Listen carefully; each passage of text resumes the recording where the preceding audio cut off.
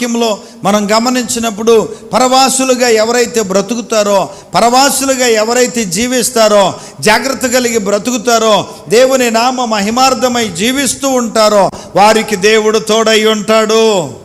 హల్లెలూయా. యోసేపు జీవితంలో యోసేపు ఎక్కడికి వెళ్ళినా యోసేపు పరవాసిగా బ్రతికాడు. దేవుని చిత్తాన్ని నెరవేర్చుకుంటూ వెళ్ళాడు. దేవునికి భయపడ్డాడు గనక దేవుడు ఆయనకు తోడై ఉన్నాడు. హల్లెలూయా. చెరసాల్లోకి వెళ్ళినా, గుంటలోకి వెళ్ళినా, మరణ పంచుల్లోనికి వెళ్ళినా, ఎక్కడికి వెళ్ళినప్పటికీ కూడా దేవుడు ఆయనకు తోడై ఉన్నాడు. కాబట్టి అక్కడ పరిస్థితులన్నీ కూడా ఆయనకు అనుకూలంగా మారిపోతున్నాయి. దేవునికి స్తోత్రం. దేవుడు మనకు తోడై ఉంటే అది ప్రతికూల పరిస్థితి అయినా మన జీవితం దగ్గరికి వచ్చేసరికి అది అనుకూల పరిస్థితిగా మారిపోవునుగాక.